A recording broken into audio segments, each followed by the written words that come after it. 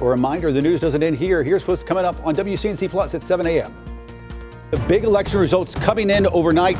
The surprises both locally and nationally. Plus, a historic vote for Charlotte. Residents in Mecklenburg County voted yes for the county sales tax referendum. Now the search is on for the new transit authority members. What all this means, coming up. We're now in the longest federal government shutdown, and it's leaving families wondering where their next meal will come from.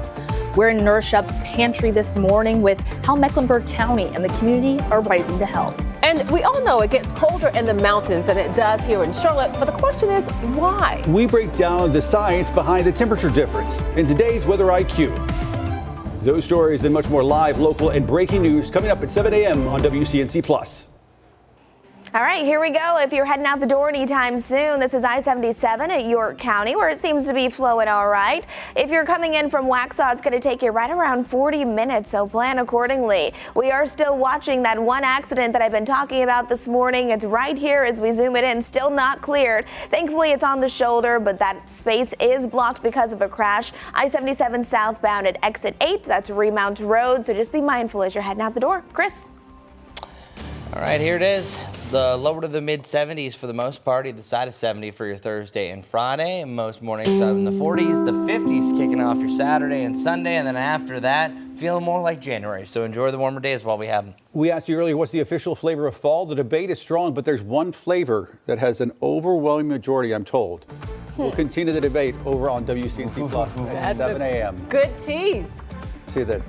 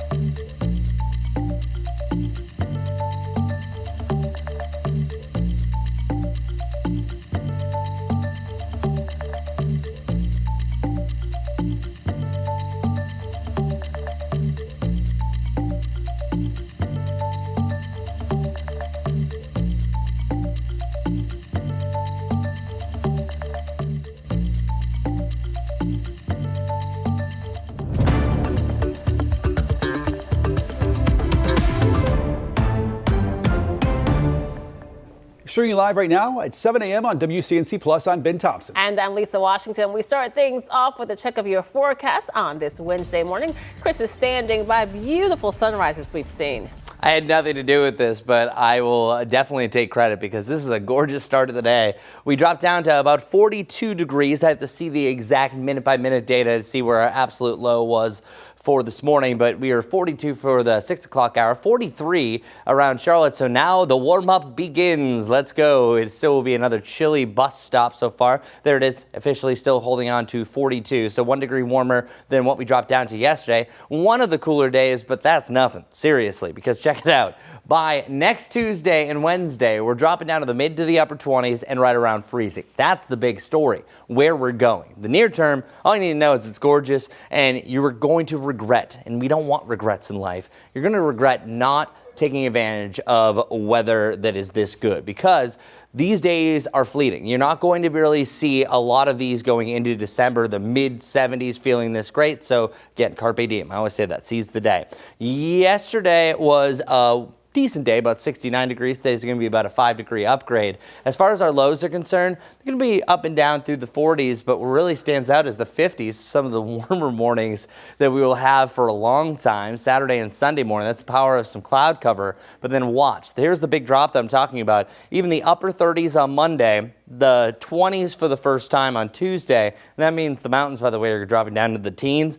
And we'll see eventual come back to where we should be for this time of year. Another beautiful camera from our Mr. Sparky Carolina Camera Network. 74 right around Charlotte, 73 in Hickory. And then we can expect really just a picture-perfect wall-to-wall sunshine type of scenario. I don't really see anything outside of that. One thing to mention, the wind gust. I think we have occasional on and off wind gusts up to about 20 to 25 miles per hour, maybe a stray one up to 30 miles per hour, but it's out of the southwest. So that's a warmer direction, so that's really going to help out crank up Mother Nature's thermostat. 74 for today, and then either side of 70 going forward. A few more clouds on Friday, but nothing really to mention outside of that. But Friday night, that's where things change. That's our next technical rain chance. Widely scattered just means that it's about 20 to 30% of the area could see a little bit of rain. Right now, I only have about a 20 for your Saturday and Sunday because honestly, this does not look to be a really big rain chance. Yes, it's a powerful cold front that's behind it, but what happens is if you're watching in the mountains or say you're gonna rent a cabin in western North Carolina, you're going to see rain each morning for Saturday and Sunday. But the further east you go, it's a little bit drier. So that's where we see rain chance number one. I think you might have some sprinkles on Saturday morning, by the way. Still rocking and rolling as far as those winds are concerned. Sunday morning starts off damp, but as this front is passing its way off towards the east, it's going to clear things out. So if you're going to the Panthers game, I think it will be breezy. And this cold front is also going to start to cool things down the opposite direction. So I don't think we hit our high temperature when we typically do, but it's this guy. That front, as it passes down towards the southeast, that could bring a little bit of precipitation heading into your Monday, but it's also going to keep a snow chance around for your Sunday night to Monday morning, and then Monday night into Tuesday morning for the mountains. And that's going to keep it very cold.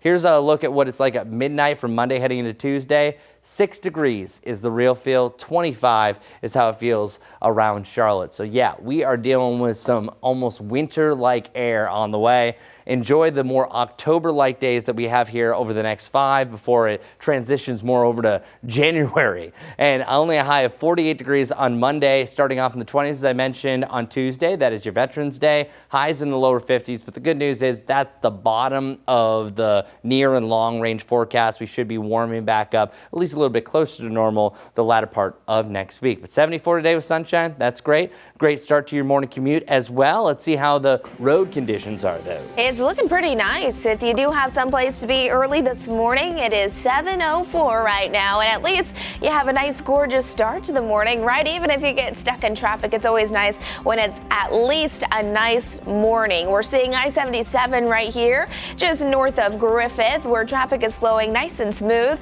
Our drive times are just about where they should be for this time of the day. Waxhaw into Charlotte, right around 40 minutes. If you're coming in from Matthews, it'll take you now just over 25. We do have our typical delays, of course. We're seeing more red pop up on I-77, I-85 as well.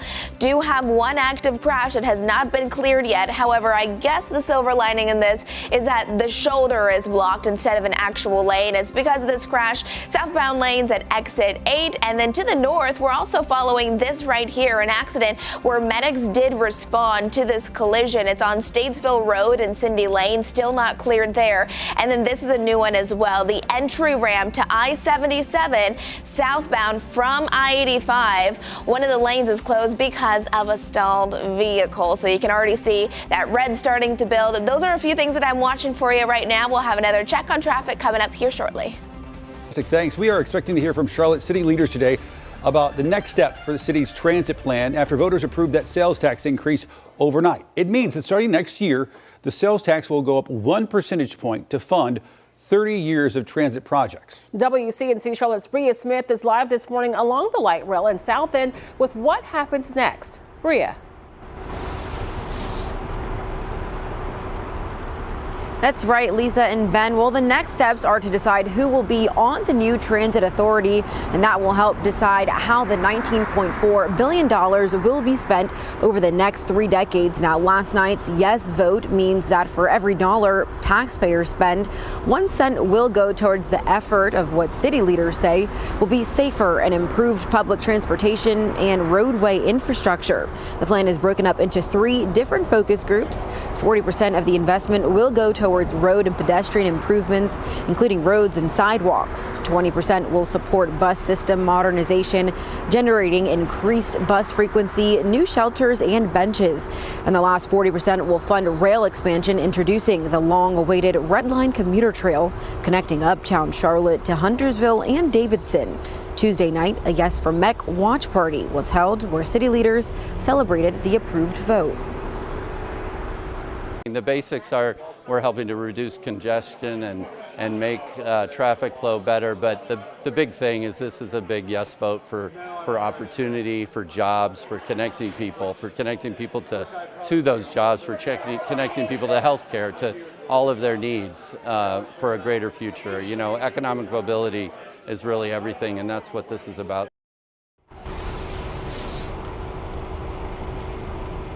Now, City Council will begin interviewing candidates for the new transit authority come next week. Live in South End, Bria Smith, WCNC Charlotte.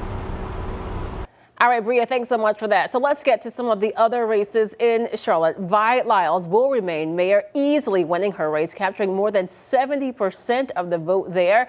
And Ben, of course, Republicans lost a seat on Charlotte City Council, meaning that right now there's only going to be 1 Republican on council going forward. That's right. There's 10 council members in all. 10 will be 10 will be Democrat, 1 will be Republican, and then, of course, the mayor on top of that. So let's take a look at the at-large position results as it stands this morning. Take a look here. Nothing's changing. That's basically the headline. Dipple Ajmira, Victoria Watlington, James Mudgy Mitchell, and Lawana Mayfield all remaining there in their at-large seats.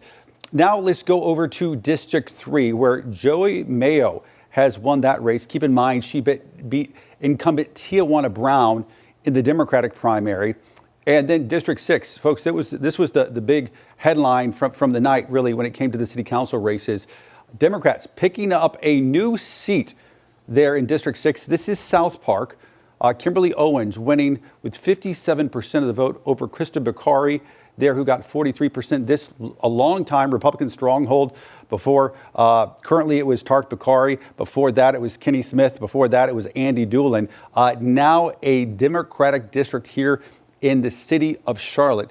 So some big surprises there on election night, and then some more expected results as well. Lisa. And of course, we brought you all of those election results live as they came in right here on WCNC Plus. We'll also have them throughout the morning scrolling at the bottom of your screen. Let's go to live pictures right now over the U.S. Capitol this morning, where we are now entering day 36 of the government shutdown, now the longest in U.S. history. Several sources now reporting that some senators in both parties appear to be working together on a possible plan to reopen the government.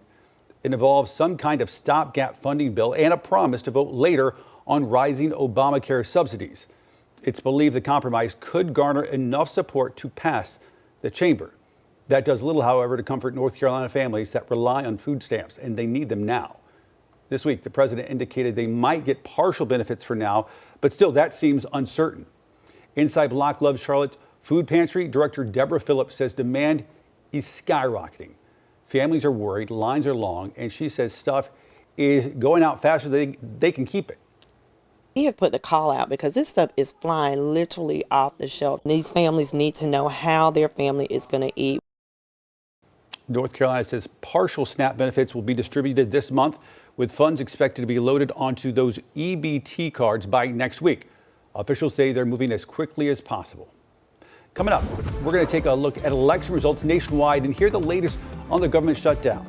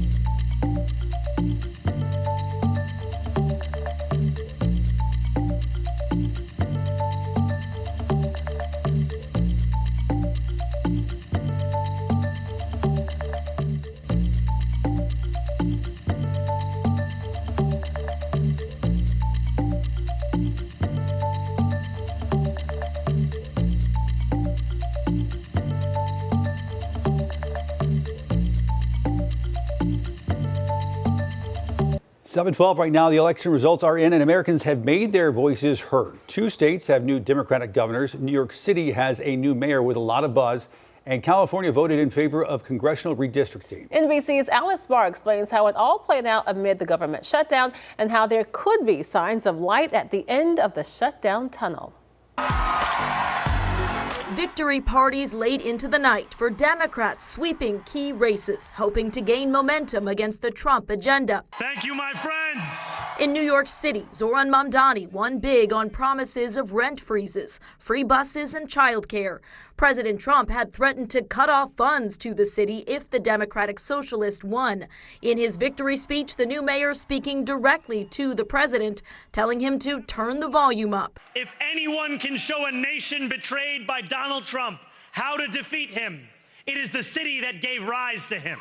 In neighboring New Jersey, Congresswoman Mikey Sherrill becoming the state's first female Democratic governor, also speaking against President Trump. Here in New Jersey, we know that this nation has not ever been, nor will it ever be, ruled by kings. As Virginia voted in its first woman governor, former Democratic Congresswoman Abigail Spanberger. Virginia chose pragmatism over partisanship.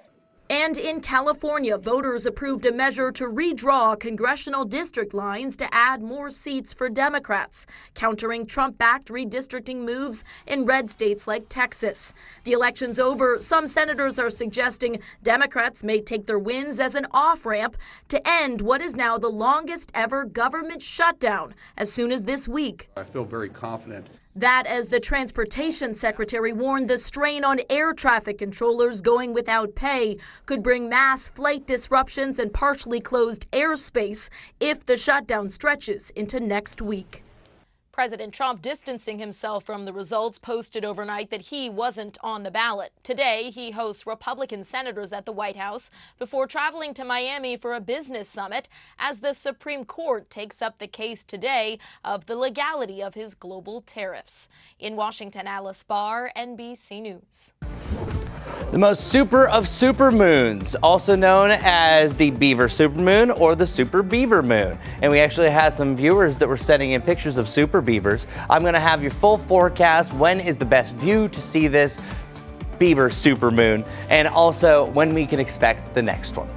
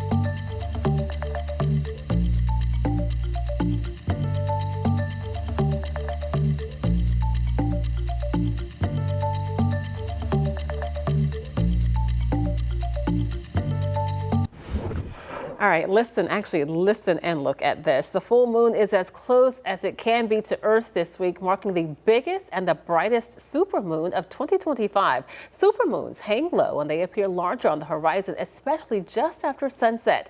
This one reaches peak fullness at 8:19 this morning. That's in about an hour. According to the Farmer's Almanac, November supermoon traditionally signals the arrival of some of the first snows in northern parts of the U.S. and Canada. And if you missed this supermoon, no worries. The next supermoon rises December 4th. All I heard was snow.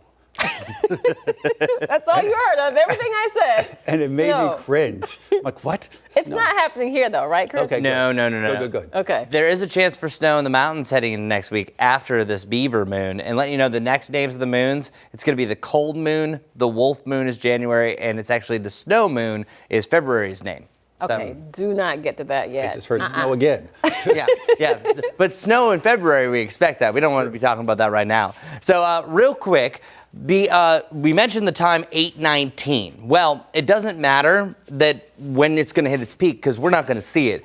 We saw our full moon through the overnight and officially set at 6:55. So now it's below the horizon, but it will come back. So it became full at 8:19, or will. I put this in the past tense. But it's going to rise back up at 5:18 and it's going to set at 8:14 tomorrow morning. So that means we're going to be seeing it through most of the overnight. And when I got in this morning, a lot of our cameras were super bright because the moon is so bright. This one is much closer to Earth than all the other moons, even though December's is going to be a close second. This is called the Beaver supermoon. And the joke of this morning is I accidentally called it the Super Beaver moon. And I actually had some viewers that were messaging us, including Mary and Rhiannon O'Shea, saying have a Super Beaver day. And they even utilize some AI unless they have a Super Beaver in their yard or neighborhood. But regardless, it is going to be a very bright moon. But we'll do it again on December 4th, as we just mentioned. But look at the difference here. The reason why this one is a super is because it's 17,038 miles closer to Earth than normal. So the closer it is, the bigger it appears. Oftentimes can be up to 14% brighter. And then December 4th, it'll be 16,890. So it's not really a big difference. So pretty much as bright as this one is, it's going to be just as bright for December. That one officially is the full cold moon. It's going to be at 6:14. So be advised, it's the end of our super moons. Current temperatures right now, we have lower 40s for Charlotte, 38 degrees around Hickory, 38, the same thing for you around Statesville. No longer can call it freezing, Boone, back up to 33 degrees. And what you see off in the distance, that's what you're going to get for the entirety of today. Our low officially this morning was 42, which would match the fourth coolest that we've been so far this season since June 1st. But we're about to smash that. Wow.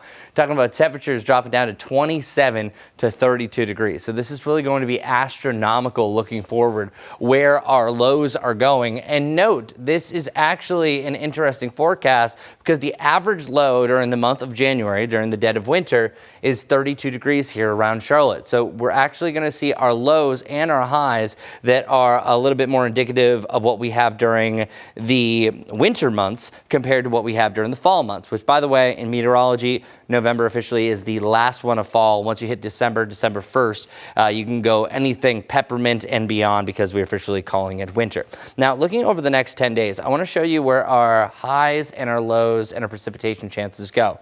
Take advantage of the warmth while we have it because we're at 74 today. We'll be back to the mid-70s on Saturday. I've called today my pick of the week for one main reason. It's perfectly sunny. Yes, it is going to be a little bit more on the breezy side, and then 75 degrees on Saturday. You say, well, it's a degree warmer. I think you're going to see some clouds and a slight rain chance in the morning, and then you can see the clouds start to move back. Both days are breezy, and then in between that, we have either side of 70 to the lower 70s. But once that front passes, can you guess when it is? Yeah, it's at the end of your Sunday, 48, 51. Those are our actual highs. It wasn't too long ago that we were like, oh, that's chilly for our lows. And we will return to the mid 60s, which, by the way, is where we should be. As for the lows, I already showed you where the bottom is, talking about 27 and 32. That's next Tuesday and Wednesday. And you can see that that is only going to be short-lived. But then we're back to the upper 30s to the lower 40s, which isn't too unusual because that's exactly where you'd expect to be. Meanwhile, our 10-day rain chances, you can see only a 20% chance. That's mainly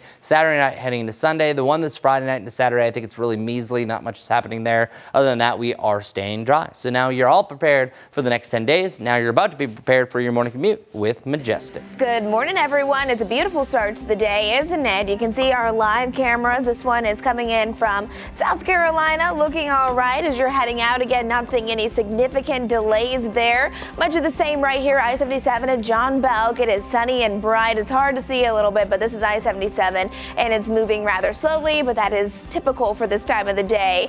Do want to let you know that Independence is a mess right now. We're looking at overnight road construction work on those outbound lanes near Briar Creek. It's now backed up to the Brookshire Freeway, so we're seeing that. Plus, a new crash was just reported at Briar Creek Road. So inbound, outbound lanes not looking great, but especially those outbound lanes because of that crash and the overnight construction that's taken a little bit longer than it should this morning. In addition to that, a new lane is blocked because of a crash. This time it's going to be on Sharon Amity Road, southbound lanes near Wallora Lake Road. Those are two very important things for you to know this morning. We'll have more updates coming up here in a little bit. Lisa. Jessica, thanks so much. Well, if you have a sweet tooth, listen up. It is National Donut Day, one of two, actually. The original Donut Day happens the first Friday in June. That was started back in 1938 by the Salvation Army to honor donut lassies who served treats to soldiers during World War I. The first Donut Day was held as a fundraiser during the Great Depression. Donuts have been around long before World War I, thanks to the Dutch. Now, mentions of the November Donut Day actually go back to the 1930s, likely started by retailers to honor veterans around Veterans Day. All right. So we've been talking about this. Folks on social media stirring the pot, poking bear, doing all the things about fall flavors. That's right. A viral post claims apple cinnamon should replace pumpkin spice as the official taste of fall. And let's just say that did not sit well with the pumpkin spice loyalists out there. Apple fans say their flavor is cozy. It's classic. It's really the original fall MVP. Pumpkin lovers pushing back, saying fall does not officially start until that first pumpkin spice sip hits. Meanwhile, Team Maple jumping into the fray, and caramel apple fans say they've been underrated for years and they don't like it. They're not going to take it anymore. So we asked this morning at 6 a.m., what are you? Team Maple? Team Pumpkin Spice?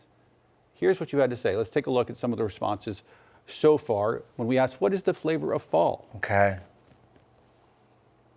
Wow. Okay. Makes sense. That's Gotta pumpkin disagree with that. spice. 50, I mean, pumpkin spice fans are, They're serious. hardcore. I mean, we're Yes. serious. It's the spice. It's not even pumpkin. I mean, Just saying. yeah. It's delish. Apple cinnamon is the flavor. Lisa, of we fall. know. I that know, we're- Right? Look at poor Ben. I know. it's my 11%. maple. I know. My maple. Wah, wah. I know. It's Sorry, okay. Ben. It's okay. It's all right. Maple's Yeah, great. I can't win all of them. More I for guess. you. Right? Thank you. I don't have to share. All right, live pictures right now over Uptown Charlotte on this Wednesday morning. Another check of your forecast, your traffic, and those election results coming your way right here on WCNC Plus.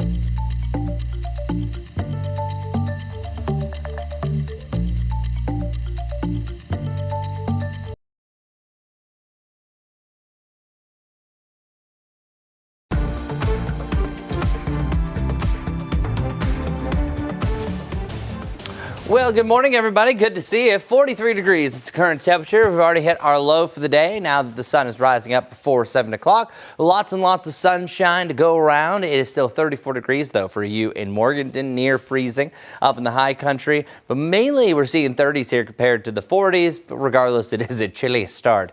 Wall-to-wall sunshine expected because you have a perfect blue sky off yonder in the distance there and a range of the lower to the mid-70s. This will be one of the warmer days. It's actually 2 days on that 7-day that will reach this pinnacle into the mid-70s. And then throughout the day, I already mentioned it's going to be perfectly sunny, but it's also going to be breezy. Winds out of the southwest is a warmer breeze, but that is going to definitely make all the difference. But as you can see here, 70s don't last long. Big cool down Monday and Tuesday. Majestic, what's going on this morning? It's a beautiful start to our commute this morning. However, it is busy, especially if you're heading on Independence. This is a mess. Here's the deal. We have overnight construction work on those outbound lanes near Briar Creek that has it all the way backed up to the Brookshore Freeway. Not only that, but we have a new crash in that exact same area. A crash on Independence impacting both directions at exit 244. Take it easy. We'll have more on WCNC Plus.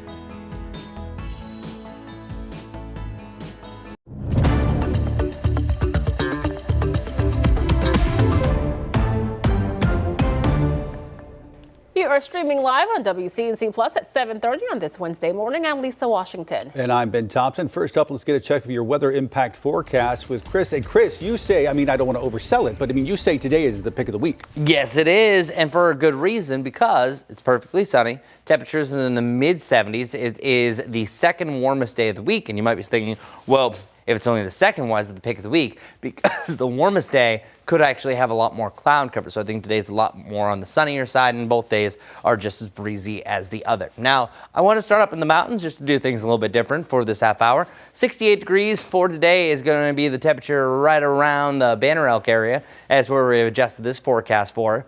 And then the lower 60s for your Thursday and Friday. And then look at the difference. Highs only in the 50s with isolated showers on Sunday. We have a big transition where the mountains are going to start their cool down a day early compared to what we're going to see here in the Charlotte area. And those lows will drop to their chilliest point of the season. 19 degrees on Monday morning, 16 degrees for a low on Tuesday morning. Yikes status. So that's the mountains, concluding that. Right now we're at 43 degrees for Charlotte. Rock Hill, you're at a chilly 39. Not a cloud in the sky. That's pretty much where we're going to sit for the rest of this morning. Temperatures will be up to the average room temperature of 68 degrees by noon, around lunchtime. And at that point, the winds are starting to pick up. I really want to hammer this home.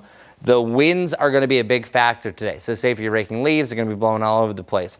For whatever reason, you're writing a paper on something outside, well, paper's going to likely blow out from underneath you. That's a very random and specific circumstance. It's probably not going to be you. But just saying, that's going to be a possibility. Maybe more so at lunchtime. Napkins will be blown all over the place because we could have some gusts as high as 25 to 30 miles per hour. These will simmer down over the next few days, and they pick right back up heading into the weekend. So our high temperature today, 74 for this pick of the week. By tonight, we'll drop down only into the upper 40s, so a little bit milder, and then either side of 70 degrees is where we're rocking and rolling. Our next rain chances, looks like we could have an isolated shower on Friday night, spotty on Saturday morning, and then it's isolated again on Sunday. You're not seeing words like scattered, likely, widespread. Those are the ones that really show that, hey, there's a really good chance for rain. And looking at our futurecast rainfall totals, this is not really a large amount of rain. Most areas showing less than a quarter of an inch. Some areas barely anything at all. The max I'm seeing is a quarter to a half inch of rain when all this is said and done. And that's bringing us to Monday around 3 p.m. So yeah, not a lot of rain is going to come with the system, but here's how it's all going to go down. If there is going to be rain, it's going to be up in the high country. That's the way things typically go. This front's going to ride up, creating some rain from what's called orographic lifting. And that's going to keep some rain around for your Friday night heading to Saturday. Yes, there's a chance for a light shower, I think, Friday night into Saturday morning, but it still looks to be very, very low. More so, I think, chances of some sprinkles. And then a second run of this front is going to arrive the next night on Saturday heading into Sunday. As it pushes away off towards the east, we'll start to dry out. I still think it's going to be breezy with a shifting wind during the Panthers game. Say if you're going to that on Sunday. So there will be a pretty harsh chill. But it's really Monday and Tuesday that we notice the difference. And it's not because of this. It's actually because of this guy. Once this rolls in, we pick up the winds and we really shift in some of that cooler air. That's going to keep some snow chance around for your Sunday night, really through Tuesday morning. On and off snow in the mountains. So we actually could have our first accumulation up in the high country, and there will be rain free by Tuesday. But our wind chills, this is astronomical. I wanted to show you this. This brings us all the way out to Tuesday at 8 a.m. A wind chill near 0 around Boone. That means the tops of Grandfather Mountain are likely going to have negative value wind chills, and then we'll have the lower to the mid-20s. Actually, coming up, I'll have the specific Grandfather Mountain forecast for this coming Friday if you're going to be going up there per request by one of our own. So that's coming up. Our 7-day forecast here at the Jerry Hunt Super Center. Temperatures hovering around 70 plus over the next 5 days. But then after that, you have the tale of two fronts. Now, this is crazy. 48 degrees is your high on Monday. 27 is your low on Tuesday, and highs only around 50 degrees for your Veterans Day. Enjoy the warmth. That cool is going to be pretty harsh. Let's get over to your morning commute, which hopefully isn't harsh. It is a little busy, but I wouldn't consider it harsh quite yet, so hopefully we can keep it that way. Here's I-77. Look at those beautiful trees. This is I-77 in York County coming into Mecklenburg County. You may notice if you are a commuter that those trees are really popping off this week. It's absolutely gorgeous. And again, not seeing any major delays there in York County. Drive times look a little like this, almost an hour if you're coming in from Salisbury, so grab the coffee. You might want to grab your breakfast and get going because it is going to take you a little while to get into Charlotte. Do want to let you know Independence is not the way to go this morning. We have honestly a mess out there.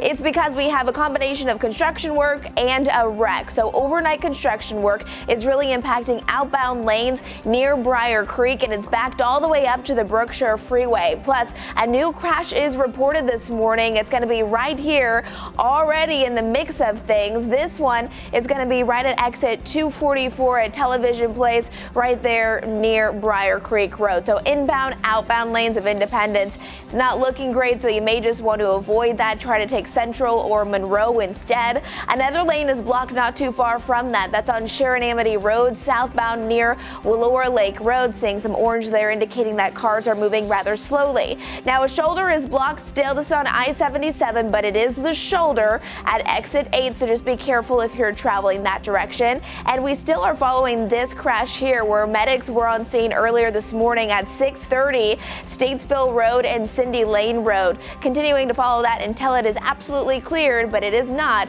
now that it is even an hour later. Guys. Day 36 now of the government shutdown, officially now the longest in U.S. history, and thousands of Mecklenburg County families who really need SNAP benefits are feeling the strain. Now, local leaders are stepping in. They're working to keep food on the table while that federal aid is on hold. WCNC Charlotte's Destiny Richards is live this morning. She's inside one of the county's busiest food pantries where the demand is growing. Destiny. Yeah, we've been here at Nourish Up headquarters this morning. They open in just about an hour. That's when volunteers start coming into work. This is the sorting room, so one of many areas that they're working, and they have a food pantry on site as well. It's one of many sites across Mecklenburg County that have stepped up as families go without SNAP benefits. And with each day the government shutdown continues, that need is only growing. Now, that's why the county just contributed thousands of dollars to help boost food resources, which includes 28,000 additional weekly food boxes to be distributed by Nourish Up to families in need. Mecklenburg County's community resource centers have food pantries as well, and they're being stocked up with extra food.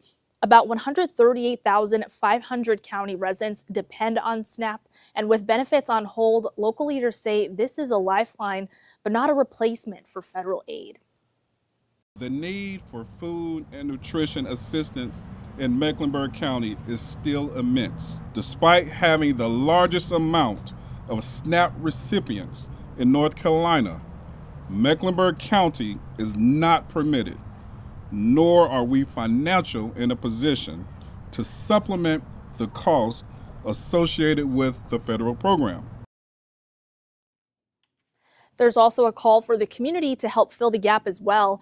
Donation boxes are already set up at several libraries and recreation centers across Mecklenburg County, and officials are urging anyone who can to pitch in as demand for assistance continues to climb each day. And I want to give a picture of just how great the response has been. Nourish Up says this is just one of many piles they have in this room. These are donations that have been given since noon yesterday. So in the past 24 hours, a lot of people have shown up to donate all sorts of things. They're really needing, though, canned meats, fruits, vegetables, cereal, and pasta. So lots of opportunities to donate. You can also donate money as well. There's a new online portal. It's nourishup.org/metcares. And we have more information about that, as well as what you can do to get assistance yourself. That's on the WCNC News app. I'll send it back to you guys. Destiny, it's great to see the cartons of food there, but we know that won't last long. We know that the need is great. And we also know there are people who are watching this right now on our streaming platform who are wondering how they can get food from a Nourish Up pantry. What do those people need to do? Yeah, so Nourish Up has, including the food pantry they have here on site, they have 40 total across our area. And they say the best way to get food from a food pantry is through a referral. So that can be a school counselor, that can be a doctor, a pastor. But if you don't know where to get one, they say to call their team, and if you don't have a referral, they can help get you one. So their number is 704 523-4333 for easy to remember. But yeah, we're highlighting Nourish Up this morning because they let us into their warehouse and their food pantry, but they're not the only ones helping. There's Hearts and Hands Food Pantry, Hope Street Food Pantry in Mecklenburg County. So again, all of that information on this story in our news app. But yeah, there's plenty of ways for people to help, and they're definitely eager to help people get this food as well. All right, Destiny, thanks so much for that report and the additional information. 7:40 right now. This morning, we're getting results in from several races across the country after voters turned out for Election Day. Democrats swept multiple key races. One of the most closely watched races was for mayor of New York. Zohran Mamdani has won. The 34-year-old Democratic Socialist beat former New York Governor Andrew Cuomo. Also, Abigail Spanberger will be the first woman to serve as governor of Virginia. The victory over Republican Winsome Earl Sears will flip control of the Virginia governorship to Democrats. And Mikey Sherrill has won the governor's race in New Jersey. She's a Navy veteran, lawyer, and a former prosecutor. She beat the Republican candidate who President Trump endorsed. Meantime, in California, the state's Prop 50 is projected to pass. The Democratic proposal could raise up to 5 Republican districts in Congress and counteract the president's call to strengthen Republican Party's power in D.C. Of course, California is not alone in its redistricting efforts, with lawmakers here in North Carolina recently redrawing congressional maps of the state.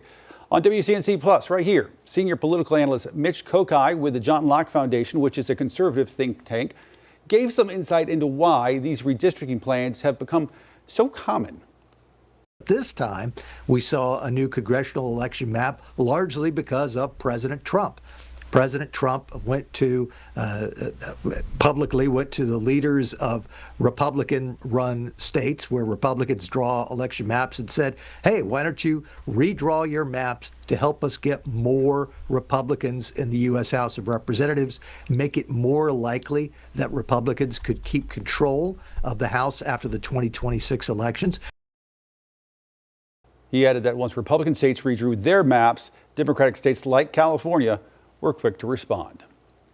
Coming up, a deadly airplane crash in Kentucky, taking the lives of 7, dozens injured. What we're learning about the investigation next.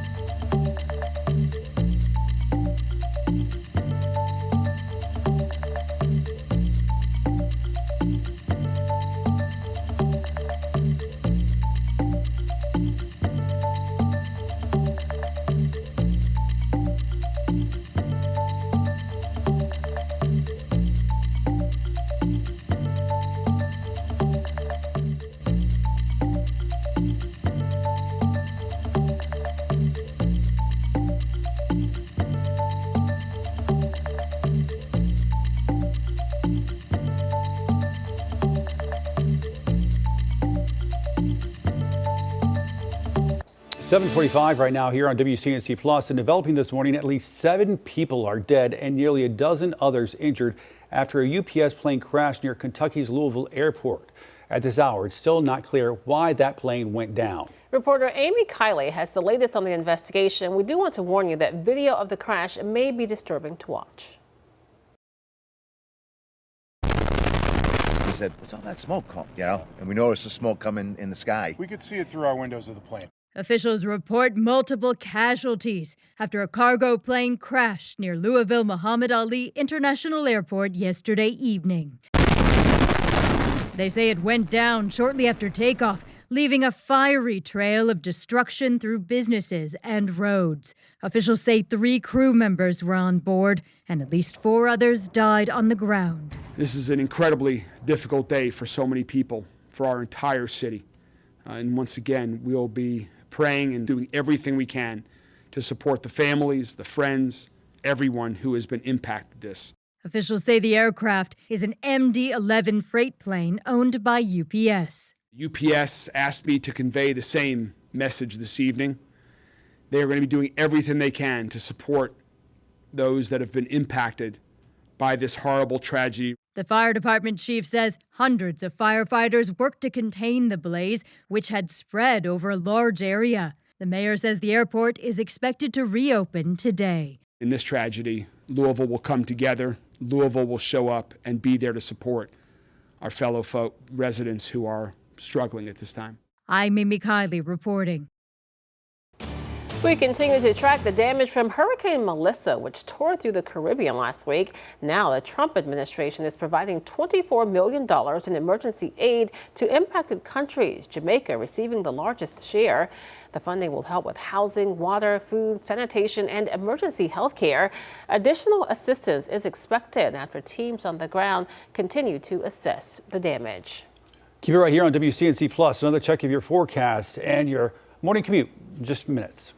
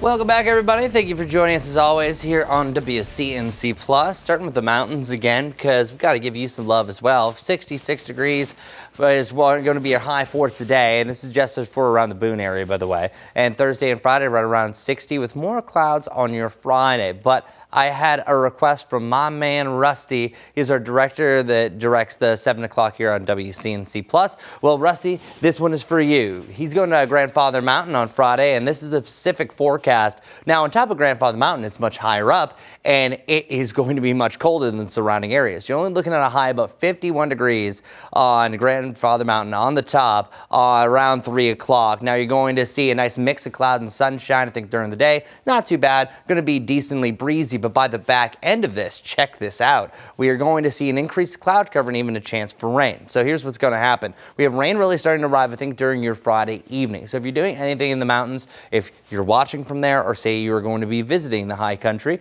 even though a lot of the leaves have browned out, still gorgeous any time of year, in my opinion, you're going to see some rain start to arrive. So I think it's going to be a damp start to your Saturday morning, breezy throughout, and then another second coming of rain is possible on Sunday morning. And then behind that, look at this, seeing some actual snow on the Tennessee border. That's Sunday night heading into Monday, and dare I say another chance Monday afternoon, Monday night into Tuesday morning. This model, by the way, is even showing a chance for some snowflakes to mix in around the Charlotte area. So what? All right, we'll see how that goes. I think likely we're going to be on the warmer side, but if we get any rain on Monday, it could be cool enough. Now, our daily planner every day has some sort of national day, sometimes multiple ones. Some are odder than others. These are all, I think, fairly useful. We have National Chinese Takeout Day, Redheads, this is for you, National Redhead Day, and it's National American Football Day on the day that there's no American football. And the reason why they do this is this is the exact midpoint of the NFL season. So that's the reason why that is. I had to do some research on that one. It's also National Donut Appreciation Day, not to be confused with the actual National Donut Day. So technically they get two. Now, you know, we mentioned that a little bit earlier. And then 74 degrees for our highs today. So absolutely perfect. After this, it is going to be a little bit on the cooler side, either side of 70 degrees. That's where we literally been over the last 2 days for your Monday and Tuesday. And then your weekend forecast, I forgot to remove the Dia de los Muertos background there, but it's still telling the same tale. 75 degrees for your Saturday. Even though this is warmer than what I have today, I have not given this the pick of the week status, only because the chances for rain either side, and also the increase the cloud cover. For your Sunday, I think we have a little bit of rain to start off the morning, drier afternoon, but one thing both these days have in common, they are going to be breezy. Coming up, I'm going to have a closer look at that 7-day forecast and the big drop that's about to take place. But first, Majestic, what's going on for your morning commute? It's still really busy out there this morning. We'll start with just this, our map here. I want to show you all the areas shaded in red and orange. Of course, that's where traffic is moving very slowly this morning. We have it up and down I-77, I-85, everything that we're used to right before 8 o'clock in the morning. However, this is not the best news. Independence is honestly kind of a mess. We have the combination of a wreck and also some overnight construction work. It's going to be on the outbound lanes of Independence near Briar Creek. That's where the construction work has been ongoing, but it's now backed up all the way to the Brookshire Freeway. And there's also a crash right in that same exact area, impacting both directions at exit 244. That's Television Place. However, that's also very, very close to Briar Creek. Off to the east of it, still following this lane that's blocked. It's going to be on Sharon Amity Road, southbound near Willora Lake Road. Now, as we head to the west just a bit, this is still ongoing as well. I-77 is definitely busy. There is a crash that's on the shoulder at exit 8 there. And then to the north, if you're going to be coming in from areas on Statesville Ave, still following this crash where medics did show up this morning around 6:30. It's at Statesville Road and Cindy Lane, still not completely cleared, and there is still a bit of a delay. Ben.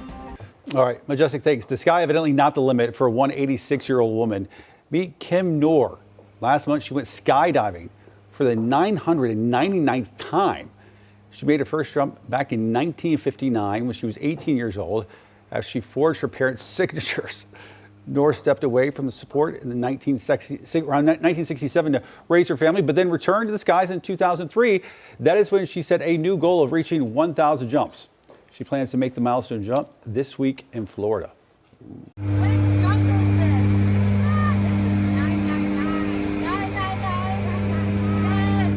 It's kind of late, but still I did it. Wow. I'm right there doing what my dream was.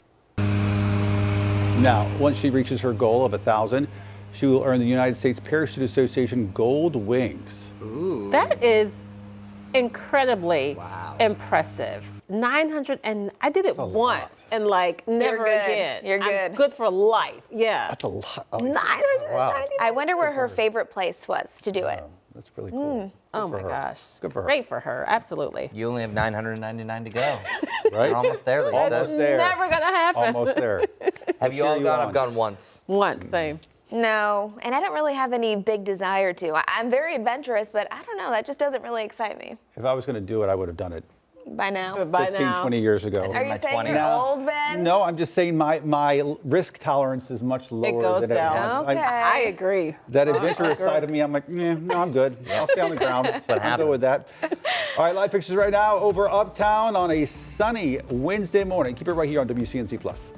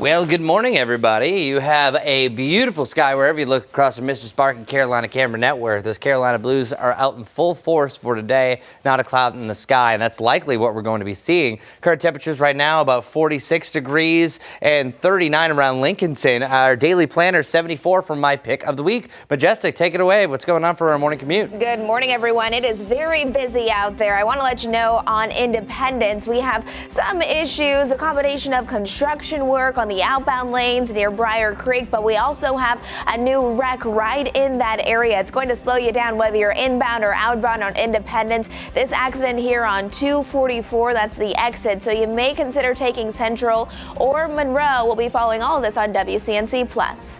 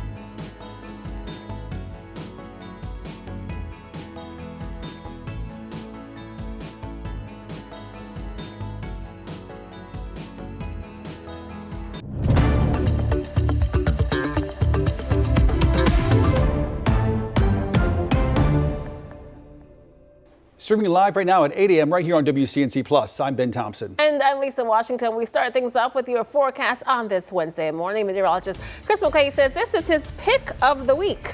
That's right, pick of the week, because today is going to be super sunny. Temperatures in the mid 70s. We're going to do that one other time this week, but that day expecting a lot more cloud cover, so enjoy it. Now, there's always one downfall. There's always something. Well, today is going to be breezy, so occasional gusts up to 25 miles per hour. But if you look closely where these lines are coming from, I always have these on our currents showing where the current wind direction is. Winds out of the southwest is the best way to maximize your warm up. Whenever you have a southwesterly wind, it usually will crank up Mother Nature's thermostat as high as it can go if it has the right conditions, especially under a sunny sky. So letting you know, we're going to transporting a lot more warmer air. That's why we have the mid 70s compared to around 70 that we've been at the last couple of days. 37 for you in Boone. It's 46 degrees in Charlotte and almost at 50 for you in Monroe. So nice little adjustment. Compared to 24 hours ago, it is cooler for some of you. This is a 4-degree cool down from the 8 o'clock hour that we had around Charlotte. 8 degrees colder for you in Albemarle. 74, I already mentioned that for our high temperatures today. 73 around Hickory and then 78 in Boone. Tonight, a little bit milder. 49 degrees, not a huge difference here, so not as many people seeing their breath tomorrow morning. Some still will. And then either side of 70 degrees tomorrow, and for your Friday, that's pretty much where we have been the last couple of days. Yesterday we were at 69. Day before that we were at 70 with all that sunshine. Our rainfall chances technically move back in on Friday. Very isolated. Spotty on Saturday morning, and then Sunday is isolated as well. These are measly. There's barely anything going on with this. We can expect maybe up to a 1/4 inch of rain. That's maybe across the weekend heading into Monday. But we have some traces of rain to about 1/10 of an inch also working in here. So just letting you know, yes, you could have some rain. I think Sunday morning is the best time. It just doesn't look to be a lot, because here's the current case and scenario. We have a cold front that's going to move in, slow down as it passes the mountains. So the mountains, you can expect your rain each morning for Saturday and Sunday. And then once this passes, we'll start to dry out. You'll shift the winds. It'll be much cooler to begin your Monday. And yes, there's a chance for snow Monday afternoon, Monday night into Tuesday. I think it's going to be intermittent, more so I think during the morning times. That's for the mountains, by the way. Now, if any precipitation starts to trigger along that front, you're going to have a very cold rain. Even for Charlotte, sometimes you can have some wet snowflakes start to mix in. This is a very outside chance. I'm not saying you're going to see it, but we're starting to see profiles to get a little bit close to that, because our Monday is going to be frighteningly cold, especially for some of our wind chills. Monday heading into Tuesday, check out our Tuesday. Tuesday, we have 24 degrees for our wind chill by 8 a.m., feeling like just 2 degrees in Boone. I mean, some parts of the mountains, say top of Grandfather Mountain, is going to have a negative value wind chill, and it gets a little bit better through the day, but not too much. Here's the difference. The first 5 days of your 7-day forecast for our Jerry Hunt Supercenter 7-day, you have 74, lower 70s, back to the mid 70s, and then Sunday's the transitional day. High of only 48 degrees on Monday. So again, most likely you're seeing just rain, but if you have any sort of precipitation really over the coming nights on Sunday into Monday, Monday into Tuesday, this is mainly the high country, that would either be a rain snow mix or all snow. So that's why I think the Western Carolinas could see their first measurable snowfall. Not so much for here in Charlotte, but only around 51 degrees for your Veterans Day next Tuesday. Yeah. Enjoy the warmth while we have it. Yikes. All right. Hopefully we're not saying yikes for our morning commute. Let's double check with Majestic. Good morning. Well, it's not the worst we've ever seen, but it's definitely not perfect. Here's I-77 at John Belk. 8:04 if you are gearing up to head out the door anytime soon. Grab those sunglasses. It is a gorgeous, typically a watch spot this time of the day as it gets jam-packed. Here's some of our drive times from Belmont to Charlotte, about 24 minutes. And again, here's my live traffic map. We have lots of red popping up, meaning that cars are definitely moving slowly. However, our biggest thing this morning, it's Independence. Never a good sign here. We have overnight construction work near Briar Creek that's still ongoing, and then that has traffic backed up all the way to the Brookshire Freeway. So construction, and then right around the same area, we actually have a crash there. This crash is right between Television Place and Briar Creek Road. Again, you can see both lanes are being impacted, inbound and outbound on Independence. And then as we're heading a little closer to Uptown, you can still see a lot of red there, just meaning that people are moving very, very slowly on the Brookshire Freeway. A lane is still blocked here on Sharon Amity Road southbound near Willora Lake Road. And then once we hop on over to the west, a shoulder is still blocked on I-77. It is a shoulder. It's out towards exit 8, so just watch for that. Be mindful of it. Still, medics did show up to this crash around 6:30 this morning. They're gone, but this area is still not completely cleared as they're continuing to work on clearing that road. And then the entry ramp to I-77 from I-85, there's not an accident, but there's just a stalled vehicle. So keep that in mind as you're heading out the door.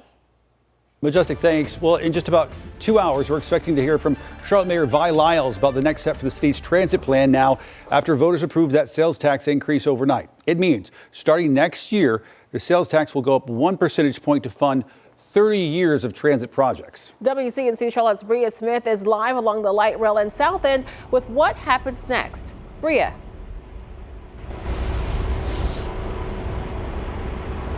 That's right. Well, the next steps are to decide who will be on the new transit authority, and that will just help decide how the $19.4 billion will be spent over the next 3 decades. Now, last night's yes vote means that for every dollar taxpayers spend, 1 cent will go towards the effort of what city leaders say will be a safer and improved public transportation and roadway infrastructure. Now, the plan is broken up into 3 different focus groups. 40% of the investment will go towards road and pedestrian improvements, including roads and sidewalks. 20% will support bus system modernization, generating increased bus frequency, new shelters and benches. And that last 40% will fund rail expansion, introducing the long-awaited Red Line commuter trail connecting uptown Charlotte to Huntersville and Davidson. Tuesday night, a Yes for MEC watch party was held where city leaders celebrated the approved vote. The basics are we're helping to reduce congestion and make traffic flow better, but the big thing is this is a big yes vote for opportunity, for jobs, for connecting people to those jobs, for connecting people to health care, to all of their needs for a greater future. You know, economic mobility is really everything, and that's what this is about.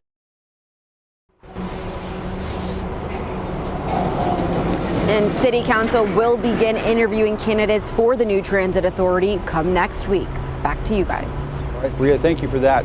You can hear Mayor Lyles' full remarks on the sales tax referendum and the next steps right here on WCNC Plus coming up in about 2 hours at 10 a.m. In the meantime, let's get to some of the other races here in Charlotte. The mayor herself easily going to remain in office, capturing more than 70% of the vote. And Lisa, Republicans at the same time lost a seat on city council, meaning there will only be 1 Republican on council going forward. That's right. We're going to take a look at the at-large position results, and it looks like all the incumbents, they are all going to keep their positions. We're talking about Dimplash Mara, Victoria Watlington, James Smuggy Mitchell Jr., and Lawana Slack Mayfield. Now, coming in 5th place and just missing that cutoff is Edwin Peacock. You may remember that he was the appointed District 6 representative. And now let's take a look at District 3, of course. Joy Mayo winning there, continuing her winning streak. You may remember that she beat current council member Tijuana Brown in the Democratic primary. And in District 6, that's where the Democrats picked up another seat. As we said, Peacock ran for the at-large position on the council. He lost. The Democrat Kimberly Owens won. She beat Krista Bakari by about 13%. Now, if that name Bakari sounds familiar, of course, Krista Bakari is the wife of the former Charlotte City Council member, Tark Bakari. Now, we brought you all of these results as they came into our newsroom right here on WCNC Plus. Tell your friends, if they haven't already, to download WCNC Plus. We will continue to bring you these election results so you can actually see them scrolling at the bottom of your screen. 8:09 right now. As we go to break, here's an exclusive deal for our viewers. Hey, you know how we do it. Our team is always testing tons of products. We get rid of the rejects, only show you the best ones, and that's why I want to show you this thing today. It's the Tire Hero Portable Tire Inflator. Let me shut this off for a second. Literally true story, 2 weeks ago, I got stuck on the side of the road, glass in the tire. I barely made it to the gas station. Almost cost me hundreds of dollars to tow. So you need one of these anyway. The reason I think this is one of the best on the market is for this reason. Come on. Again, let me show you. So let's say you don't know the PSI of your car. You don't know what it's supposed to be, or if you want to inflate a ball, it does it for you. So you see the little car icon right there? You can flip through these. Okay, I want to do my car. No, I want to do my motorcycle, little motorcycle icon. I want to do my bicycle tire. or I want to do a soccer ball or an exercise ball. I just blew these up. The other cool thing about this is this. Come on and look at this. It's got the USB adapters here. It acts as a portable battery charger, so you can charge your tablet, you can charge your phone. It also comes with all these different nozzles for kind of anything you would have. It's small enough to literally, I mean, it's a pretty packed glove compartment, right? Look at that. It still fits. Nice and easy. Got a great deal for you on this today. And by the way, you want one of these anyway. You want this anyway because you can save $60 a year for properly inflated tires. So why wouldn't you? Get this one though, because I think it's the best on the market. $69.99 normally. Got a deal for you today. 20% off down to $55.99. Scan the QR code on the screen right now or go to shoptvdeals.com.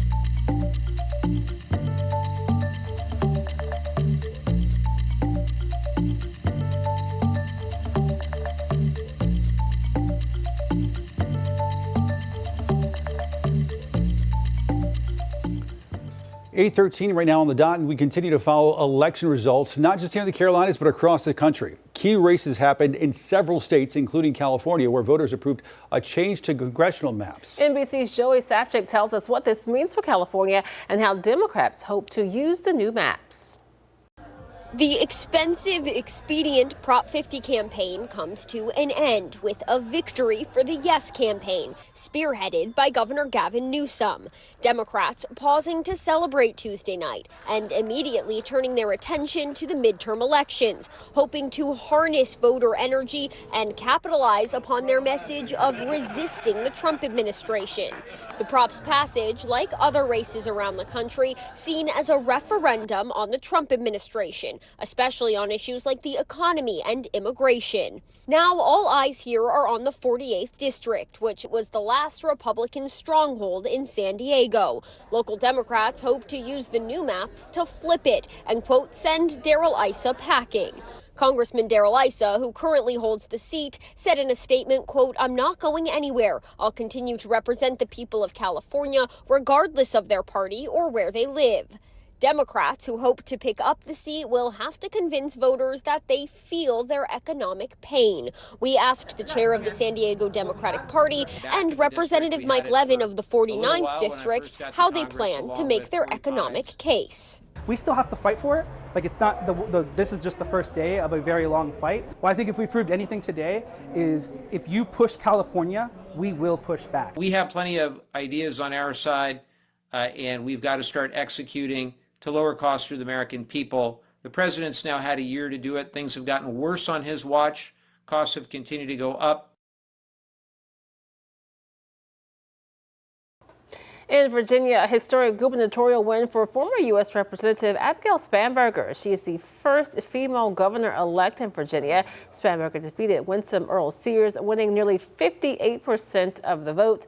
Both candidates spoke last night after the results came in. To everyone who helped us achieve this win, from the bottom of my heart, I thank you.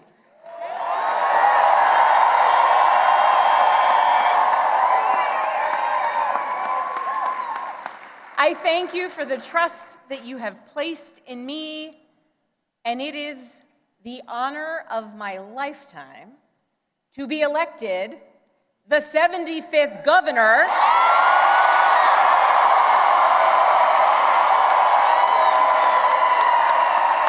of the Commonwealth. I don't think we came up short. I think we tried very, very hard. So many had counted me out for so long, and it's an amazing thing to watch. And we just kept plugging and plugging. And so I want to say to our young people here, remember that life has ups and downs. You must never stay down. There is nothing down there. You must always rise. It's one life that you have, and it must be lived to the fullest. Your life has purpose. You have purpose. Spanberger will take office as governor of Virginia in January. She says her husband sent a message to their daughters last night. He said, your mom's about to be governor. First time that's ever been said in Virginia. Wow. We're back after this right here on WCNC Plus. And after the break, we're going to have the Beaver supermoon, when it officially hit its peak, what you can expect later on tonight, and what's next. We'll see you after the break here on WCNC Plus.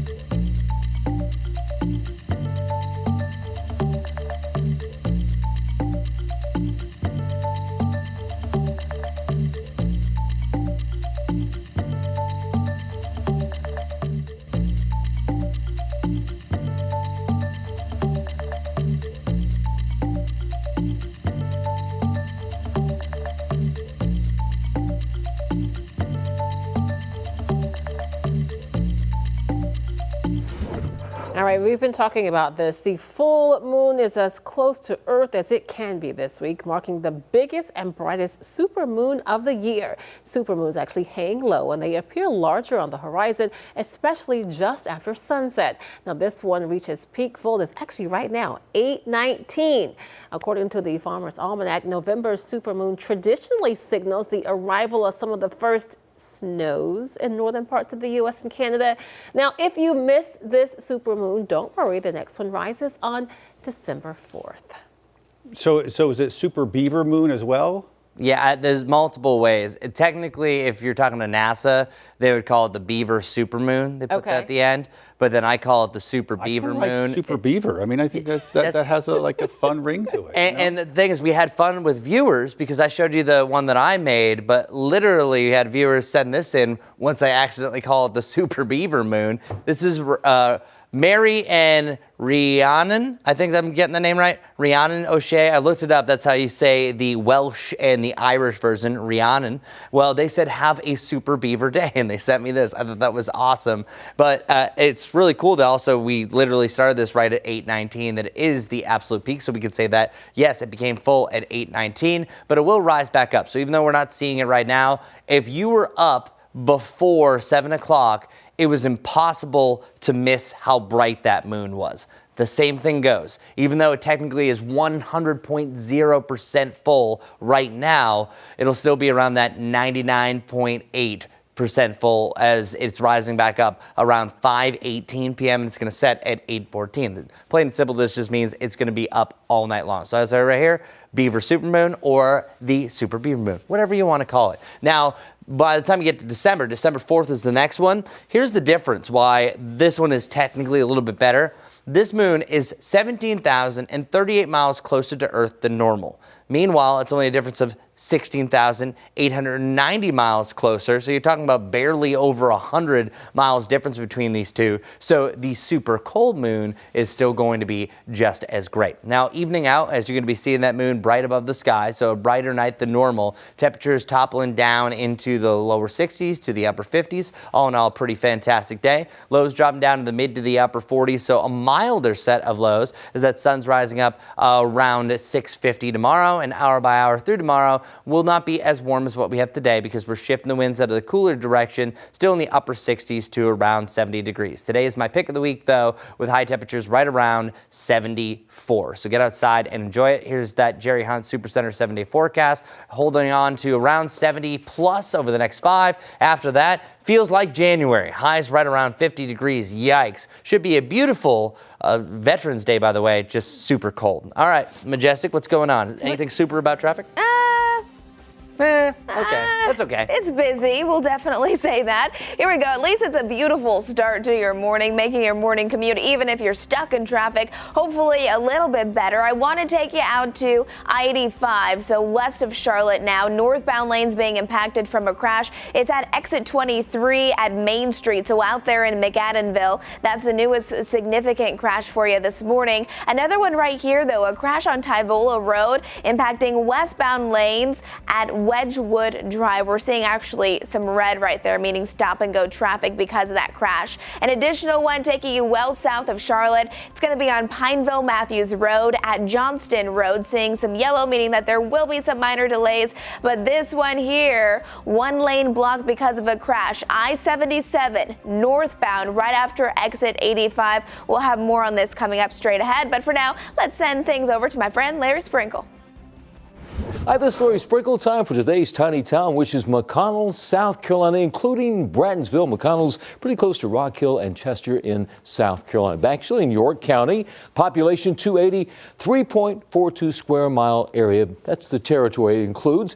Brattonsville is actually part of McConnell's, a 778-acre Revolutionary War living history site, including 3 homes that were built between 1776 and 1855. Much of the movie The Patriot, which starred Mel Gibson, was actually filmed there in Brattonsville. You can actually visit. It's a great historic site to see for the whole family. Lots of historic things that go back into the 1700s, even some of the original buildings there in Brattonsville. Brattonsville, which is actually part of McConnell, South Carolina. That's today's tiny town. I'm Larry Sprinkle. All right, take a look at this. People magazine has crowned actor Jonathan Bailey as its new sexiest man alive. Bailey says the title is in honor of a lifetime. He captured hearts as Lord Anthony Bridgerton in the Netflix period drama Bridgerton, and he starred in films like Jurassic World, Rebirth, and as Prince Fiero in Wicked. He joins a long list of sexiest men alive alumni, including Idris Elba, Blake Shelton, and Ryan Reynolds. The first honor went to Mel Gibson back in 1985. Well, speaking of Wicked, the sequel, Wicked for Good, is hitting theaters in just a couple of weeks. It's arriving almost exactly 1 year after the first film, and you'll see the same all-star cast returning, including Cynthia Erivo as Elphaba, Ariana Grande as Glinda, and of course, Jonathan Bailey as Fiyero. Now, you can look forward to hearing fan-favorite songs like No Good Deed and For Good. The film flies into theaters on November 21st. Jonathan Bailey, sexiest man alive? I think every man looks a little sexier if they're holding a dog. That's right. That was his word. That was the cover of the magazine. He's an attractive guy, and as the in Bridgerton, as the Count. Okay. 2 thumbs up. We'll go with that. I like him. Yeah, I like him. He's a very handsome individual.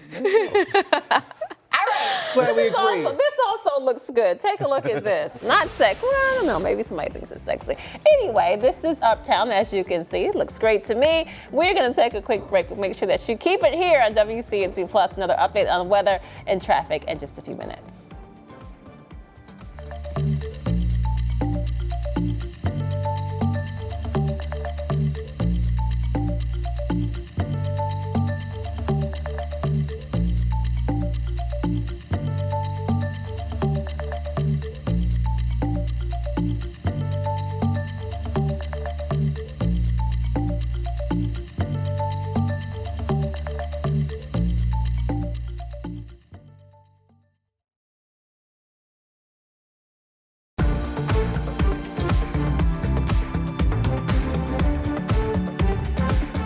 Absolutely beautiful. Look at this. 46 degrees with sunshine, almost at 50 around Monroe. All of us are in the 40s right now, and then soon we'll all be in the 50s. Loving that sunshine across the board.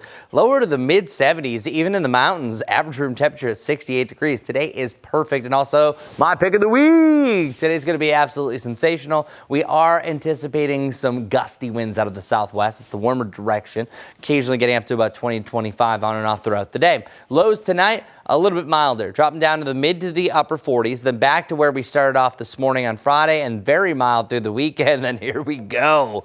We have 70 plus pretty much over the next 5, but then either side of 50 degrees with some freezing lows heading into next week. So get ready, everybody, and get ready for your morning commute with Majestic. It's a busy one heading out the door this morning. It is 8:27 if you're getting ready to head out. Let's break down a few things that you'll want to know about. I-77 coming in York County. We have an accident right there. You can see all of the red. One lane currently blocked because of it. Yes, it is those northbound lanes right after exit 85. Again, that's in South Carolina. I-85, though, out towards McAdenville. We have another wreck there right at exit 23 on Main Street.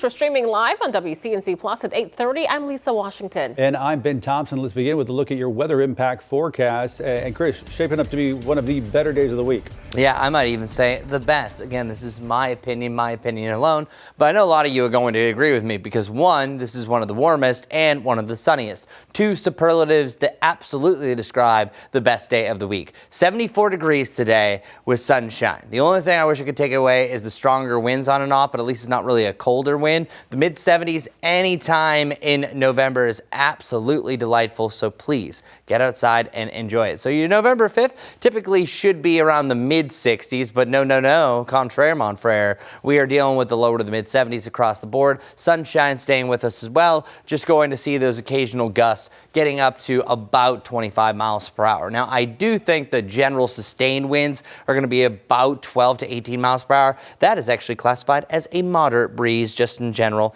But I want to show you the winds first off. The wind gusts actually are going to be on and off gusty over the next several days, to say the least. But we're definitely seeing a difference once we get into this afternoon and once we get into Sunday morning. So here, let's roll back. You can see those gusts by about 3 p.m., gusting up to about 20 to 25 miles per hour. We're going to keep those around, still gusting to about 20 miles per hour once you get to 5 p.m., but then they start to simmer down. And I don't think it goes that far out, but then once you get to your Saturday morning, you're really starting to notice a difference where things really start to pick up in general, and then eventually we'll start to shift the winds in general as well.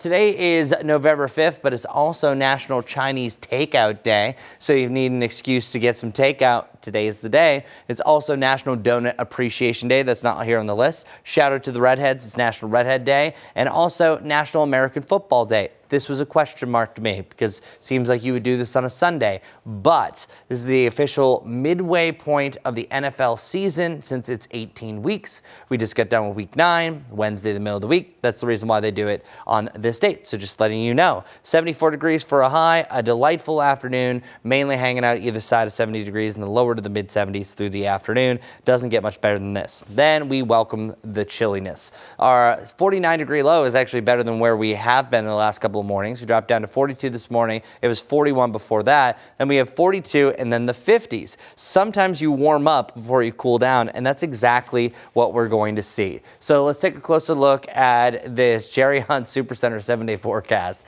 The top 74. Now you might be noticing, oh, it's going to be 75 on Saturday. Chris, why didn't you choose this for your pick of the week?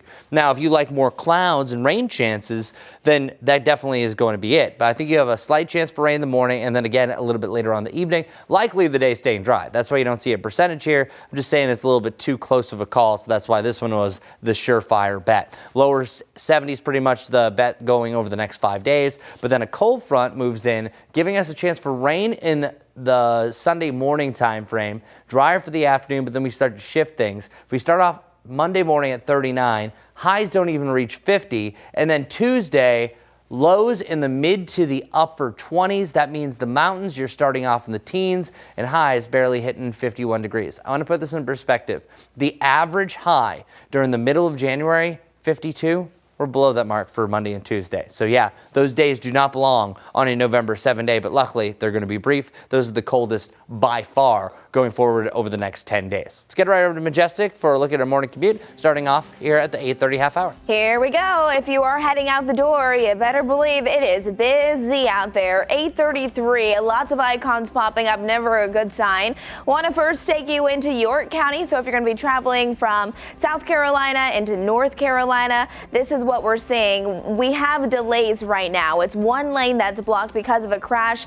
Yes, it'll be those northbound lanes right after exit 85. Also out on I-85, if you're coming inbound, exit 23 specifically, there's a crash there that's right by McAdenville, specifically Main Street exit. So 2 big delays for areas that are likely going to be highly impacted this morning. And then Independence also not helping with this. We have a crash on Independence Independence. That's impacting both directions at exit 244. That's Television Place, so it's right by Briar Creek Road. Look at both of those lanes, inbound, outbound lanes being impacted there. We have delays all the way up to Brookshire Freeway, so you may just want to take Monroe or Central instead of Independence because that is looking quite messy. A new crash here on Tyvola Road at Wedgwood Drive, just to the east of it, really not too far behind, but far from it, is a crash here on Park Road and Schofield Road. Look at this orange, but then we head to the north, just a few streets up. You can see delays are being even more impacted there. Still on Park Road, we have another accident there at Woodlawn Road. So we are really, really busy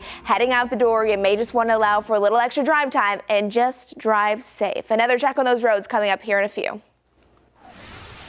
All right, Majestic, thanks. Day 36 now of the government shutdown, officially the longest one now in U.S. history, as thousands of Mecklenburg County families now who rely on SNAP benefits are really feeling the strain. That's right. Local leaders are stepping in. They're working to help keep food on the table while this federal aid is on hold. WCNC Charlotte's Destiny Richards is live this morning. She's inside one of Mecklenburg County's busiest food pantries where the demand is growing. Destiny. Yeah, we've been here at Nourish Up all morning. They are now open for volunteers to start getting to work. The warehouse floor has been pretty busy this morning, so we are here in the sorting room. This is where a lot of donations are held.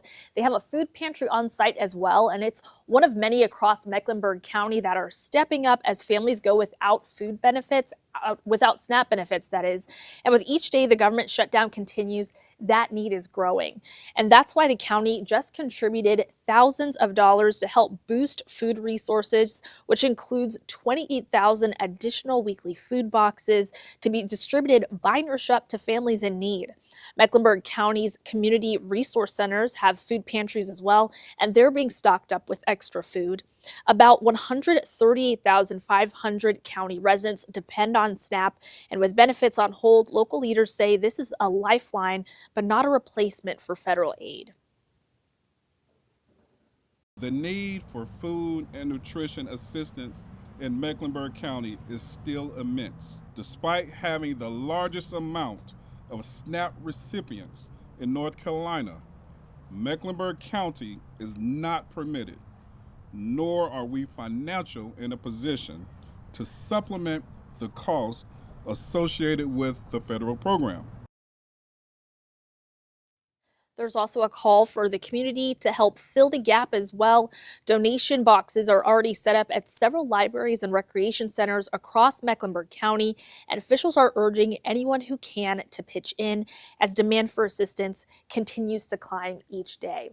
And I really wanted to highlight the sorting room here this morning because this is where there are piles of donations here waiting to be sorted. But this one in particular, these have been here since yesterday around noon. So within just 24 hours, the response has been great, according to the folks here at Nourish Up. So definitely donate if you can. You can also give monetary donations. That link is nourishup.org/MetCares.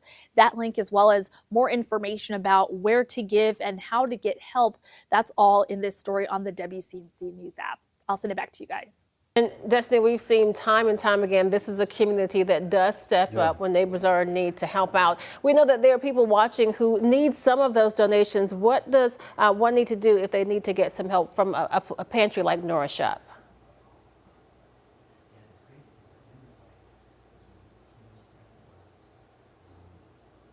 The 40 pantries that they have across the area, they all open at different times of the day.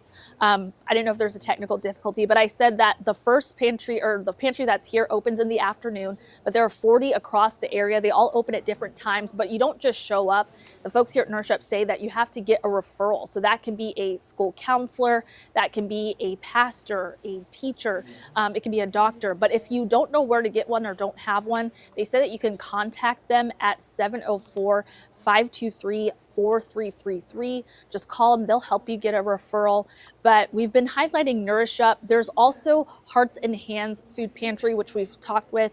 We also talked with Hope Street Food Pantry as well. So there are more in the Charlotte area where you can get help. And of course, again, all that information, all those resources in the WCNC News app. Destiny, thank you so much. Breaking down the big surprises from election night, we're joined by Michael Bitzer from Catawba College, coming up next.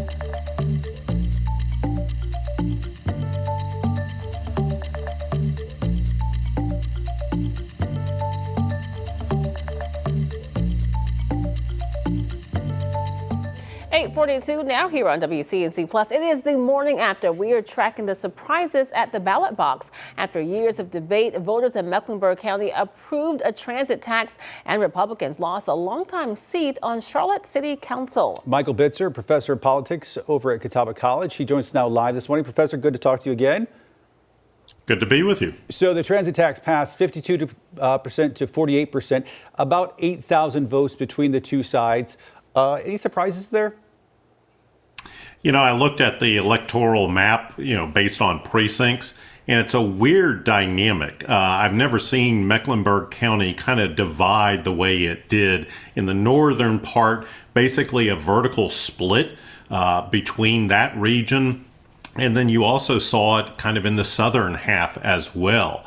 And so I think certainly it benefited the proponents of the referendum, certainly benefited from a very good night for Democrats, but the total was much closer than I had expected it to be. So let's talk about Charlotte City Council now, because after those close attempts, South Park finally went Democratic. We're talking about District 6, of course. It's been represented by Republicans for decades. What's changed?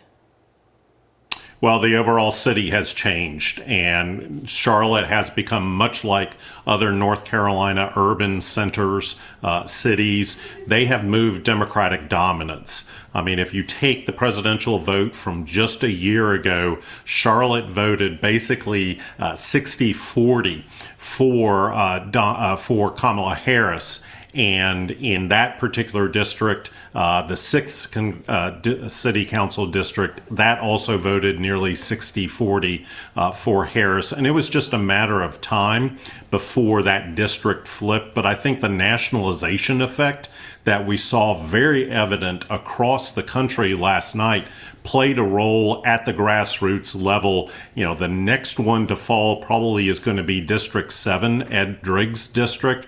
If Democrats decide to put up a candidate against him in the next municipal election, that could be the next domino to fall.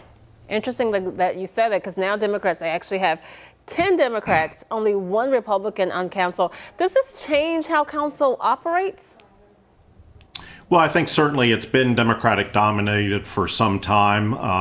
The mayor won, I believe, with 70% of the vote. So I don't think anything will necessarily change procedurally, but Republicans are really struggling, much like Democrats are struggling in rural North Carolina. Republicans are completely struggling in the urban areas, and Charlotte is one of those. And if you go into a kind of one-party dominated urban area, there are issues that oftentimes, come to play. Voices don't get heard about public policy issues. It'll be interesting to see how this dynamic plays out into the future for the city of Charlotte. To that point, I saw former Governor Pat McCrory. He was on NBC yesterday speaking with Hallie Jackson, and he was saying 10 Democrats and 1 Republican doesn't represent the city of Charlotte. And he compared it to the newly redrawn congressional districts in the state, which would create 11 Republicans and 3 Democrats. Many say that does not represent the state of North Carolina. Do you see that as even if it's not exactly equal, a fair comparison? Certainly where you draw the lines for a district, whether it's a city council district or a congressional district, drawing those lines matter. But North Carolina has very much adopted the national phenomenon. We have geographically sorted ourselves, and we are polarizing ourselves based on geography. If Republicans want to win in Charlotte, they need more Republicans in the community. Right now, registered Republicans are 3rd within the registered voter pool of the city of Charlotte. So that kind of dynamic where Democrats have concentrated themselves in urban areas, that is to their detriment when it comes to drawing congressional lines. So each party suffers from this geographic polarization that the United States is undergoing, and North Carolina is just a case study of. That's right. It's certainly not unique to just our area. So let's talk about the shutdown because it lingers on. This is now day 36. A lot of families losing SNAP benefits. A new Catawba College poll, YouGov poll, found that a lot of folks here in North Carolina are actually blaming Republicans. Break down what you found in this poll. Yeah, if you take both congressional Republicans and the president, combine their numbers, 40% of North Carolinians, a plurality, blame the Republicans in D.C. for the shutdown. A little over a quarter blame Democrats, and about a quarter blame both sides. So I think this national narrative of who is to blame is really starting to shift towards Republicans. This will be interesting to watch in comparison and in conjunction with yesterday's election results. Does that potentially send a signal to Republicans that, hey, we need to do something about this and get this off the plate? Or is particularly the president just going to double down and say, I'm not going to reopen the government until I get some concessions from Democrats? I'm not sure yesterday's election results across the country give Republicans enough ammunition to basically dig their heels into the dirt over this issue. Just speaking of that, do you feel like there are any what's the term I'm looking for? Any really takeaways that either party can really stick a pin in their cap with? Well, I think for Democrats, it was a great night. You cannot look at, our neighbor to the north, Virginia, and look at 130 counties and cities, and 126 of them shifted more Democratic than they were a year ago in the 2024 election. So this nationalization of our electoral politics has really, to me, kind of solidified on 2026's midterm election to be a referendum on Donald Trump and the Republican Party. And this is simply just a classic midterm election dynamic that we're going to see play out. The question is, how big is that Democratic potential wave into next year? Can the momentum and the energy from this year's elections translate across the country? And does it keep up for another year or so? Certainly, I think Democrats are going to be buoyed by this. A lot of Republicans, even with newly drawn redistricted districts, may be looking at these maps and saying, do we have enough of an insurance policy to buy ourselves out of a potential Democratic wave? We'll just have to kind of look and see what the trend lines look like over the next year. I hope we have time for one more question. I want to ask you about the turnout. In Mecklenburg County, it was just under 22%. We know these are off-year elections. Are you surprised by that turnout? I think that was in the upper range of what I was expecting. I think, looking back 2 years ago, they were in the mid-teens. I think, certainly anything above 20%, while abysmal, I will say, for an odd year election, really does show that there was a lot of energy. I point to the City Council District 6 race. The Democrat 2 years ago got about 11,000. This year, the Democrat added about 5,000 more votes. That's huge in terms of that kind of dynamic in a very localized race. It certainly shows that Democrats are energized and mobilized and have a grassroots energy behind them going into 2026. You had a few tight races, then of course you had the transit tax. So I think people care about some of these things. Michael Bitzer, professor of politics there at Catawba College. Professor, thank you as always. We appreciate it. My pleasure. We're back after this right here on WCNC Plus.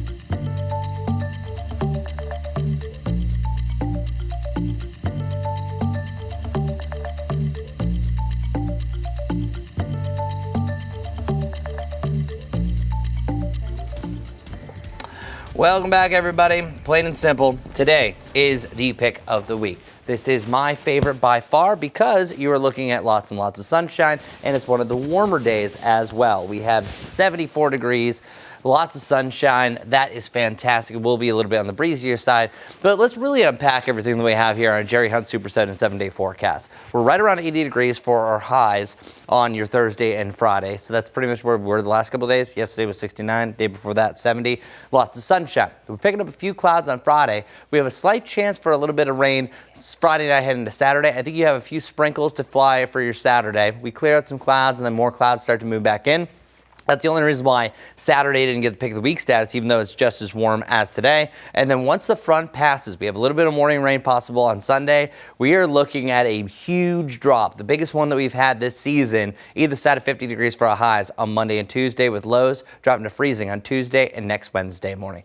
Whew. I'm not ready, Majestic. Take it away for a morning commute. All right, here we go. Those drive times are not looking the best, but I think that we would expect this still. We are looking at it right around an hour if you're driving in from Salisbury to Charlotte. A few things to let you know about, though. Still, in York County, I-77, we have a crash here. It's going to be on those northbound lanes. Now it seems like we have two crashes really close to one another. A whole lane is blocked because of it. It's going to be at exit 85 in York County if you're heading towards Mecklenburg County. Then this right here, I-85 northbound lanes being impacted. That's exit 23 near McAdenville. That's exit at Main Street. And then once we head over to the east, still following Independence, not looking great whatsoever. There's a crash there impacting both directions at exit 244. That's Television Place where the actual crash is, but we have delays all the way back towards the Brookshire Freeway. Guys. All right, Majestic, thanks so much. Well, when we come back, we're going to have another update of weather, of traffic, of course. And then our own Jane Monreal takes over from our live Impact studio right here on WCNC Plus. She'll be taking a look at the election results, as well as the breaking news stories happening here at home and across the country. Stay with us.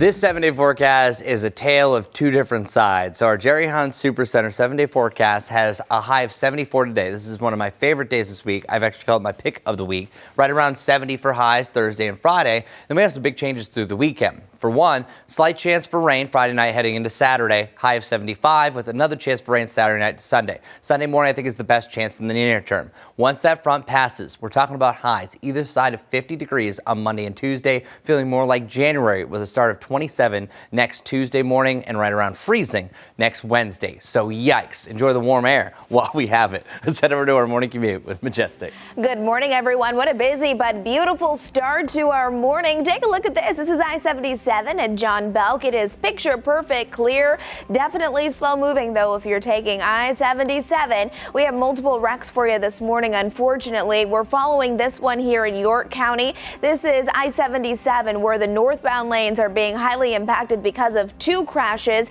at exit 85, and Independence is really jam-packed. You may just want to take Monroe or Central instead because of this ongoing wreck. I-85 also seeing a minor wreck if you are heading inbound.